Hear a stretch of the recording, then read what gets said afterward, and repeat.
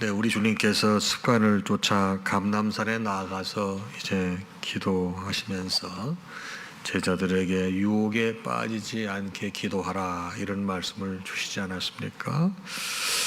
그런데 제자들이 주님께서 이제 돌아나 던질 거리에서 기도하시니까 예수님께서 기도하시는 내용을 뭐 다 듣지는 못했어도 일부라도 듣지 않았겠습니까? 그 내용을 생각해 보게 되면 이제 우리 주님께서 큰 일을 놓고 있는 것을 직감했을 것입니다.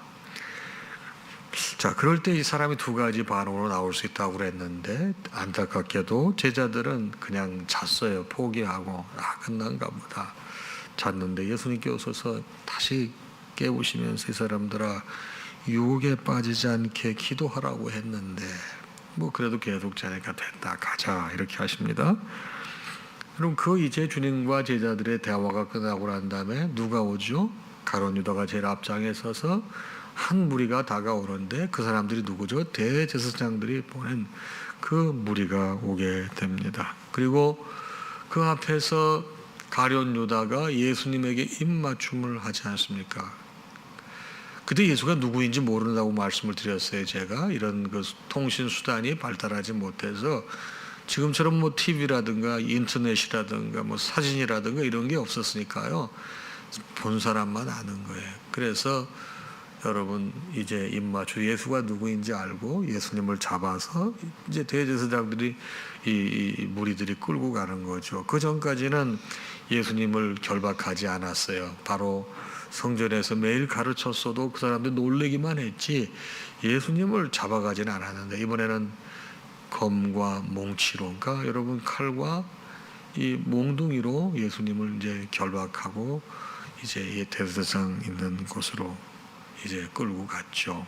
오늘 말씀은 거기에 이어지는 말씀입니다. 54절이죠. 예수를 잡아 끌고 대제사장의 집으로 들어갈새 베드로가 멀찍이 따라가니라. 성경에 보게 되면 다른 제자들은 따라갔다는 그런 내용이 없어요. 아마 다른 제자들은 다 끝났는가 보다 뭐 그렇게 생각을 했는지 어땠는지 모르지만 여러분 그래도 베드로는 예수님에 대한 그런 마음이 있었던 것 같습니다. 따라갔습니다. 자, 지금 이제 밤이 늦었잖아요. 밤이 늦었든지 아니면 이제 새벽이 이미 밤 12시가 넘었는지 그 시간대는 모르지만은 지금 여기가 어디냐면 팔레스타인이거든요. 지금으로 따지면 사막성 기후가 있는 곳이죠. 여러분 아시다시피 사막성 기후의 가장 큰 특징은 일교차가 큰 것입니다. 그래서 밤에는 춥습니다. 그래서 불을 떼는 거예요. 사람들이 뜰 가운데서 불을 피우고 함께 앉았는지라.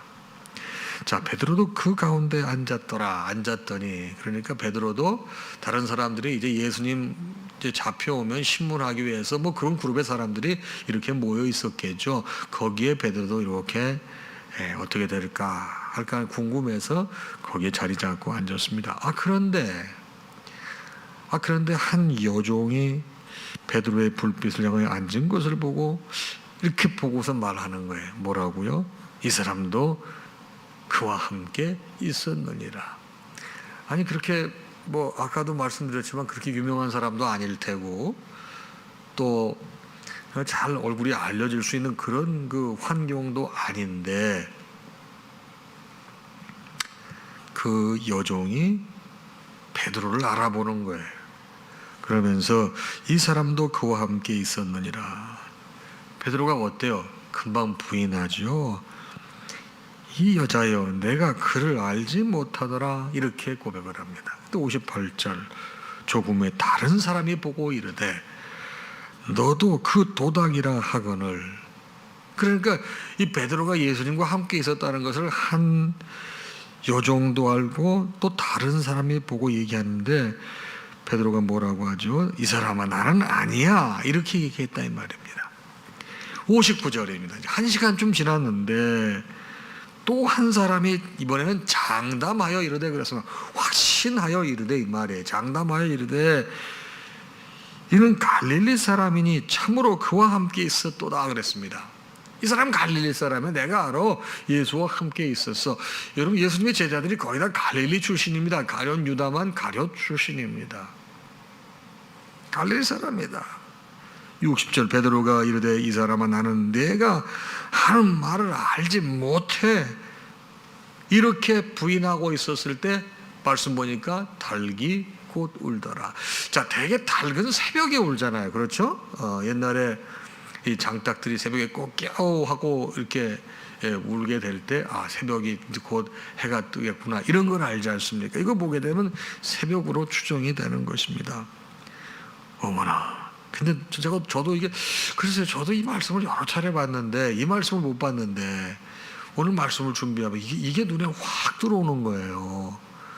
어떻게 보게 되면 제가 말씀을 자세하게 보지 못했던 것 같아요. 60일 주께서 돌이켜 베드로를 보시니. 여러분 이 말씀 혹시 보셨어요?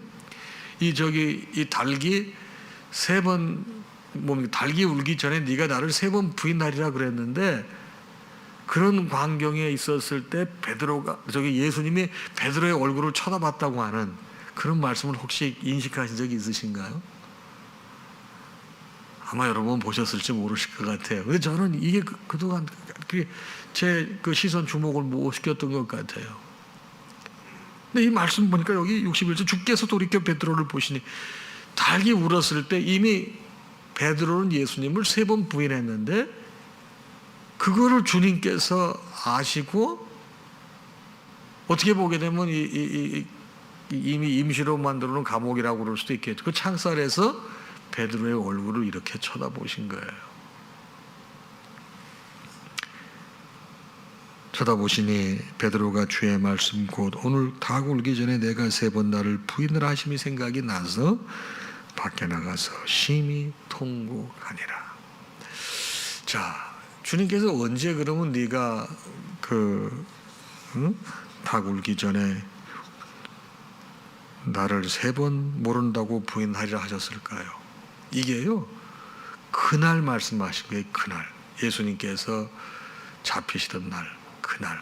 이게 22장 34절이더라고요. 제가 한번 읽어볼게요. 이르시되 베드로야 내가 내게 말하노니 오늘 달 울기 전에 내가 3번 나를 모른다고 부인하리라 하시니라. 그러니까 주님께서 그날 있을 일을 이미 말씀하신 거예요. 그러니까 베드로에게는 그 기억이 생생했겠죠. 근데 왜 베드로에게 주님께서 오늘 닭이 울기 전에 내가 3번 나를 부인하라 이런 말씀을 하셨을까요? 아시다시피 제자들은 이제 예수님께서 십자가를 지실 것이라고 하는 그런 내용의 말씀을 전해 주시는데 누가 크냐고 이렇게 네가 더 크냐 내가 더 크냐 이러고 사실 논쟁하고 있었다고 말씀을 드렸잖아요. 근데 예수님께서 이 사람들아 앉아서 먹는 사람이 크냐 시종 들은 사람이 크냐 그랬더니 예수님께서 당연히 앉아서 먹는 사람이 더 크지 않느냐. 나는 그러나 시종들은 섬기는 사람으로 왔노라 이렇게 말씀하시면서 누가 큰 사람인지에 대해서 정리를 해 주시잖아요. 그때 주님께서 베드로에게 말씀하시는 거예요. 시몬아 시몬아 사탄이 너를 밀가 부르듯 하려고 요구했으나 내가 너의 믿음이 떨어지지 않기 위해서 간절히 기도했다.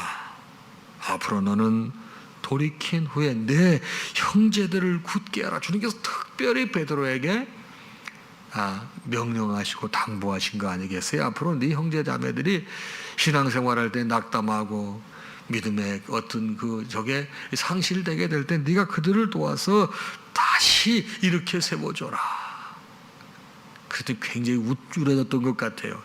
뭐라고 그러죠? 주님 저는 주님께서 오게 가시면 저도 오게 따라가고 주님이 돌아가시면 저도 죽겠습니다. 이런 얘기를 했단 말이에요. 그때 예수님께서 오늘 내가 닭이 울기 전에 3번 나를 부인하리라 이런 말씀을 해주셨다는 것이죠. 자, 그러면 여러분 저는 이 말씀을 보면서 도대체 왜 그러면 이 베드로가 그 예수님의 얼굴을 보고 닭이 우는 것을 깨닫고 그 전에 3번 부인하고 사실이 생각나서 통곡하며 울었을까요? 자기의 잘못이 생각나서 울었을까요? 저는 그렇게 보지 않습니다. 자기의 잘못이 생각나서 운 것이 아니고 저는 너무 주님 앞에 부끄러워서 설 수가 없는 거예요. 정말 조금 전에 자기가 뭐라고 신앙 고백을 했어요?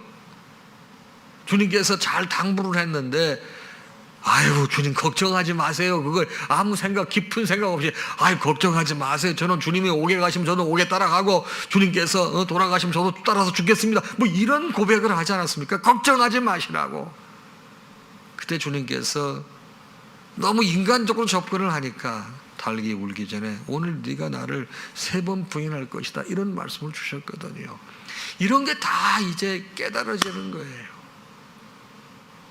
나의 부질없음, 항상 생각 없이 살았던 이런 모습, 주님께서 이 모양 저 모양으로 나에게 깨닫게 많은 것을 가르쳐 주셨는데 항상 내 혈기 때문에, 급한 성경 때문에. 여러분, 그날도 베드로가 뭐 했어요? 말고의 귀를 잘랐잖아요. 그 베드로가 자른 거거든요. 베드로는요, 이거보다 행동이 먼저 나갔던 사람 같아요. 그런데 주님 앞에 설 수가 없어요. 주님 앞에 설 수 없어서 통곡했을 것입니다. 자, 오늘 아침 이 그를 알지 못하노라, 예수님을 부인하는 이러한 모습, 여러분, 이 모습은 어떻게 보게 되면은 여러분과 저의 모습이 아닐까요? 예수님을 모른다고 부인할 수밖에 없는 죄인임을 깨닫고 고백하는 것, 여러분, 이거는 주님을 모른다고 부인하는 게 아닙니다. 우리 너무나 연약합니다. 너무 연약한 인생들이 우리입니다. 그래서 이 때로는 주님께서 나의 구세주이시고 나를 위해 십자가를 지시고, 그랬음에도 불구하고 내 형편과 처지 때문에 예수를 드러내지 못하고 부인하고, 그런데 여러분, 그것을 잘못을 깨달아요. 내가 예수를 부인했던 것을 깨닫고 아버지 앞에서 회개하는 것, 여러분, 그런 사람은 예수를 부인하는 사람이 아닙니다. 예수를 부인하지 않고 살 수 있다고 하면 얼마나 감사하고 좋겠습니까? 그러나 우리 인생이 연약합니다. 자, 예수를 부인한다는 의미가 뭐예요? 내가 주께서 원하시는 말씀대로 살아가지 못하는 거예요. 성령께서 내주 안주하셔야 되는 성령 하나님의 인도하심을 내가 잠깐 받지 못해요. 이것이 잘못이라는 걸 알면서도, 이것이 죄라는 사실을 알면서도 행동에 옮기는 경우가 있어요. 여러분, 그게 뭐예요? 그게 예수를 부인하는 것입니다. 그런데 그러한 잘못을 내가 깨닫고 내가 아버지를 부인했습니다. 안타까운 심정으로, 통회하는 심정으로 아버지 앞에 와서 그것을 회개하고 아버지의 용서를 구하는 사람, 주님을 부인하는 게 아니에요. 우리는 이런 과정을 통해서 성화가 되어가고, 이러한 과정을 통해서 우리 아버지 하나님을 닮아가는 거예요. 여러분, 아이들이 성장하는 과정에서 얼마나 많은 잘못을 하고, 얼마나 많은 실수를 하고, 얼마나 부모의 마음을 아프게 하고, 얼마나 자랑스럽지 못한 행동을 해오면서 여기까지 왔습니까? 그랬을 적마다 부모님께서는 이 자식을 용서해 주시고, 사랑해 주시고, 이해해 주시고, 품어 주시고, 기다려 주시고, 그래서 이 자식 갖다 버리지 아니하시고, 지가 잘못하고 소리 지르고 나갔어도 기다려 주시고, 그래서 여기까지 이 모양으로, 이 정도로 만들어 주신 거 아니에요? 자, 하나님께서 부모를 주신 이유는 부모가 어떤 분인지, 하나님이 어떤 분이 조금이라도 알게 하기 위해서 부모를 세상에 허락하셨다는 글을 읽은 적이 있습니다. 부모가 우리를 사랑하는 것, 하나님께서 여러분과 저를 사랑 도저히 견줄 수 없어요. 아주 극소량일지라도 인생의 부모도, 육신의 부모도 이렇게 사랑하거늘 하물며 천부께서 어떠시겠나, 이거 한번 생각해 보시라는 것입니다. 저는 여러분이 오늘 아침 이 베드로가 3번 부인하는 걸 통해서, 베드로가 그랬네, 나하고 관계가 없는 사람인 양 생각하지 마시고, 우리가 베드로예요. 우리가요, 그 전까지만 해도, 예수님이 잡히시 전까지는 여러분 이 베드로가 기세가 등등 해가지고 막 그랬지만 베드로가 잡히고 예수님이 잡히고 나니까 어때요? 짝 찌그러들어가지고 위축이 돼가지고 용기가 없어가지고. 우리가 그렇지 않아요? 성령 하나님에 대한 확신이 있고 내 삶을 온전히 주관하신다고 영적인 여러분 풀레스라고 충만함이 있게 될 때는 어떤 어려움이 있고 힘든 일이 있다 하더라도 담대히 극복할 수 있을 것 같은 영적 충만함이 있었지만은 성령 하나님의 임재가 희미하고 하나님의 능력이 내 삶에서 희미할 때, 여러분 그런 유혹이 올 때, 그런 위기가 다가올 때 주님 적지 않게 부인했습니다. 베드로의 모습이 우리의 모습입니다. 베드로의 큰 점은 뭡니까? 위대한 점은 뭡니까? 바로 깨닫는 것입니다. 바로 깨닫고 밖에 나가서 통곡하면서 울었어요. 주님께서 부활하시고 난 다음에 베드로 어떻게 하셨어요? 다시 부르셔 찾아오셨어요. 주님의 가히 없인 사랑을 깨달은 베드로, 자기의 목숨을 순교하면서까지 주님의 그 귀하신 사랑을 전하는 사도로, 순교자로 하나님 나라에 기억되고 있지 않습니까? 우리도 그렇습니다. 베드로처럼 적지 않은 시간 주님을 부인했습니다. 우리의 모습이 오늘 이 베드로의 모습입니다. 그러나 베드로에게는 큰 은혜가 임하서 깨달았기에, 깨달음에 머물지 않고 그것을 회개로 연결시켰기에 하나님의 사람이 된 것입니다. 우리도 그렇습니다. 깨닫고 회개하고 하나님의 용서를 받게 될 때 새로운 사람이 되고 다시는 그런 유의 잘못을 저지르지 않도록 성령의 인치심이 있는 거예요. 사랑하는 성도 여러분, 주님이 여러분과 저를 변함없이 사랑하십니다. 우리가 주님을 부인해도 주님은 우리가 당신의 자식이기 때문에 내치지 않으세요. 베드로 안 버리셨잖아요. 가장 위대한 하나님의 종으로 들어 사용하셨잖아요. 그 신실하신 하나님의 사랑을 의지해서 오늘도 건강한 회개의 자리에 서시는 여러분들 되시기를 주님의 이름으로 축복합니다. 찬양하겠습니다.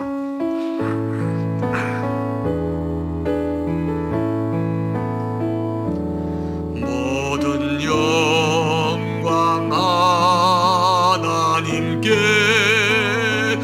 모든 영광 하나님께, 모든 영광 하나님께. 나는 자유의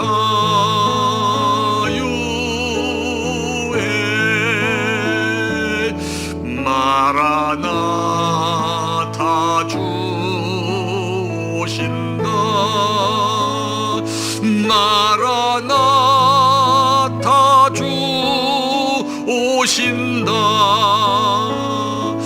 마라나타 주 오신다. 나는 자유해.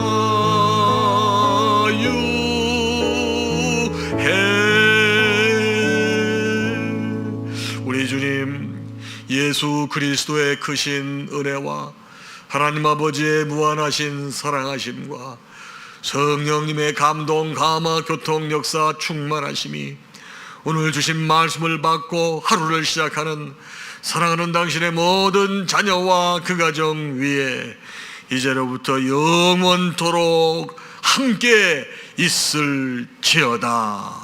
아멘.